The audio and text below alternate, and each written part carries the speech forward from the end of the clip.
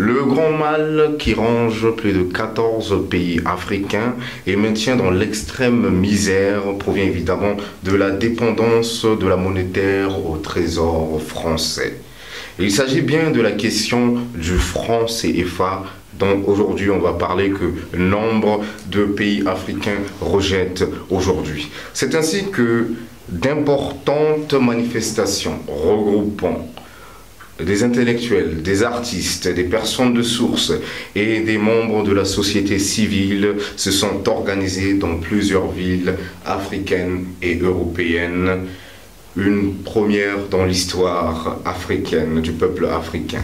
De plus en plus tourné vers la reconquête de son indépendance totale. Aujourd'hui, pour en parler, nous avons l'honneur d'inviter sur notre plateau Monsieur Mahmat Oumar, analyste géopolitique qui nous vient du Tchad. Bonjour Monsieur Mahmat Oumar. Bonjour Monsieur. Oui. C'est un plaisir de vous retrouver ce soir sur notre plateau de Tout droit de savoir. Nous allons parler aujourd'hui sur le franc CFA, comme je vous le disais dès le début. Monsieur Mahmat Oumar, que vous inspire la manifestation qui se déroule présentement dans la plupart des pays francophones par le franc CFA? Merci. Quand vous parlez de manifestations, moi je trouve que ce n'est pas aussi fort. Bon, en tant qu'Africain, je dis c'est une résistance africaine. Au lieu de manifestations, moi je peux dire c'est une résistance africaine. C'est-à-dire qui se sont mobilisés dans les 4 coins du monde pour dire au monde que voilà les 14 pays africains qui vivent sous le joug du franc CFA. Ils ont déjà assez. On a assez vraiment avec le système de franc CFA. Il faut que l'Afrique sorte vraiment de cette monnaie qui est une monnaie, je peux dire, colonialisme. Bon, si aujourd'hui les voix s'élèvent dans les capitales africaines, que les Européens et un peu partout dans le monde, les jeunes ont compris que tout ce qui est en train de vraiment nous clouer sur le plan économique en Afrique, c'est cette modique CFA. Il y a un sentiment de... On en a marre pour les Africains du franc CFA, c'est bien cela? Non seulement les intellectuels, même les analphabètes africains en ont marre vraiment de ce qu'on appelle le franc CFA. Quand on parle de franc CFA, on sait que c'est la colonisation. C'est la colonisation, oui. Ce mot. Mais vous savez pourquoi il n'y a pas eu beaucoup de soutien officiel de la part des gouvernements africains? Quand on voit, c'est le peuple qui s'est levé en fait, qui a voulu cette sortie. Mais on ne voit pas beaucoup de chefs d'État, de soutien, de responsables s'affirmer sur cette question. Pourquoi? Merci. Donc, si vous me dites que c'est le peuple qui s'élève vraiment pour manifester contre vraiment le changement du CFA, ce n'est que normal. Parce que le peuple africain, c'est ce peuple-là qui est en train de payer vraiment les pots cassés. Quand vous me parlez des chefs d'État ou bien des partis politiques, commençons d'abord par les chefs d'État. Tout chef d'État africain est soutenu par la France. Ils sont soutenus et ils soutiennent aussi les idéologies de la France. Donc, ces chefs qui ont fait à peu près, prenons par exemple le cas de l'Afrique centrale,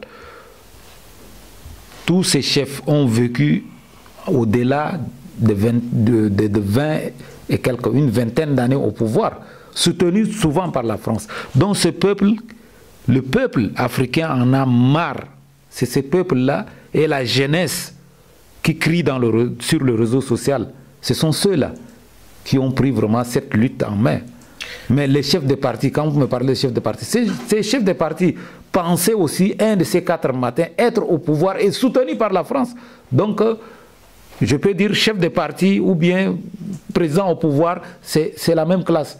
Donc, l'Afrique fait confiance à ceux qui crient dans le toit en ce moment. C'est ceux-là qui peuvent vraiment amener un vrai changement. Parlons maintenant d'un pays où le franc CFA est également utilisé chez lui. Monsieur Macky Sall qui soutient le maintien du franc CFA en Afrique. Comment pouvez-nous analyser ça? Le peuple se réveille et lui, il soutient le maintien du franc CFA. On ne peut pas chercher des midis à 14 h pour savoir ce que Macky Sall demande vraiment le soutien du franc CFA en Afrique. C'est qu'il demande son soutien. C'est son soutien lui-même à la tête de la nation sénégalaise. Sénégalaise. Sinon, le CFA est l'image de tous les malheurs en Afrique. Le CFA est l'image de tous les malheurs en Afrique. Parce que le CFA dépend directement du trésor français. Donc le CFA est l'image de tous nos malheurs en ce moment en Afrique. Si un président se dit « je suis pour le CFA », donc il est pour les malheurs des Africains. Si un président se déclare qu'il est pour le franc CFA, donc il est pour le malheur en Afrique. Mais vous savez, il y a longtemps, on a entendu le chef de l'État tchadien dénoncer la dépendance monétaire du franc CFA. On a vu son interpellation devant Hollande, qui l'a indexé, bien sûr. Est-ce que cela veut dire que les dirigeants africains sont-ils toujours soumis au diktat de l'Élysée, la France-Afrique? Parce que quand on voit un Macky Sall qui soutient le franc CFA, quand on voit aussi le président de la République du Tchad qui est revenu sur sa parole, y a-t-il eu une pression sur eux de ne pas faire la volonté du peuple? J'ai toujours dit sur ces plateaux que tous nos présidents francophones qui ont vécu plus de 10 ans sont des pions de la France. Ils dirigent un pays. Mais ce pays est considéré par la France comme une préfecture. Bon, si Idriss Déby, pendant ses sorties dans une préfecture, si je me rappelle bien, a dit que l'Afrique est maintenant prête à frapper ses propres monnaies. Et du coup, quelques jours après, il est invité à l'Élysée pour être tiré les oreilles ou bien indexé. Donc, si Idriss Déby a fait 26 ans au pouvoir, c'est que c'est grâce à la France. Donc pour vous, revenons sur le français, pour vous, il y a eu une pression de la France sur Idriss Déby d'avoir changé son langage, c'est ça? Mais effectivement, non seulement une pression, mais je vous dis que le CFA, tout pays qui utilise le CFA est directement dépendant du trésor français. Donc Idriss Déby, c'est quoi? Idriss Déby, c'est un pion de la France. Du moment où s'il lève seulement le petit doigt pour dire que non, nous voulons faire ça, et qui va à l'encontre de l'intérêt de la France, il va se trouver un de ces 4 matins derrière la porte. Donc, il ne fait que soutenir. Idriss Déby s'est tué. Nous avons vu tout récemment à Yaoundé, pour ne pas vraiment donner sa dernière déclaration. Il a signé pour confier le système monétaire de la sous-région à la main de la FMI. Il a quitté même avant la clôture. Donc c'est pour dire qu'il veut flatter un peu le peuple africain, ou bien flatter la population tchadienne, je m'excuse, ou bien flatter ceux qui lui vraiment donnent vraiment la chance de rester, de coller au pouvoir qui est la France. Donc nous avons vu, c'est Idriss Déby qui joue vraiment le chaud et le froid. Pour vous qui êtes analyste géopolitique, quelle mouche l'a piqué au départ d'avoir, c'est sorti, il a annoncé publiquement de sortir du franc CFA et après de revenir au point de départ, de se maintenir encore sur le franc CFA. Quel est ce revirement? Pourquoi il y a eu ce le revirement, c'est quoi? Idriss Déby veut jouer au panafricanisme, mais au fond, il n'est pas panafricaniste.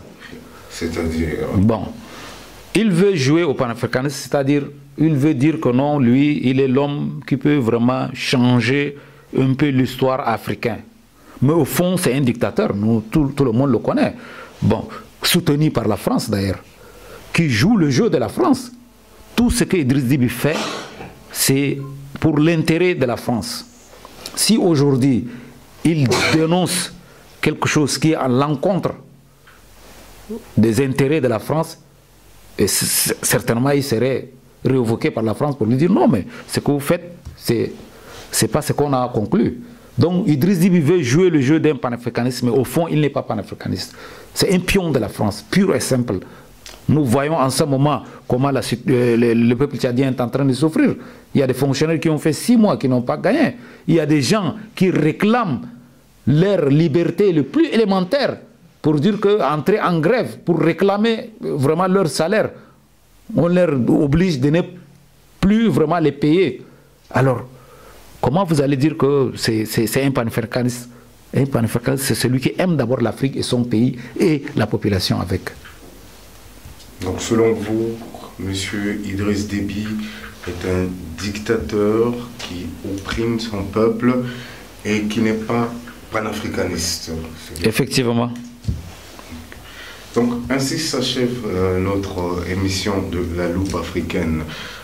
Ce soir, nous vous remercions de nous avoir suivis ainsi que pour votre fidélité sur le plateau de Charles Logan. Je rappelle, j'ai reçu ce soir à ma gauche sur mon plateau M. Mahamat Oumar, qui nous vient directement du Tchad, analyste géopoliticien qui est venu nous analyser sur la question du franc CFA. On se retrouve le vendredi prochain sur une nouvelle émission La Loupe Africaine.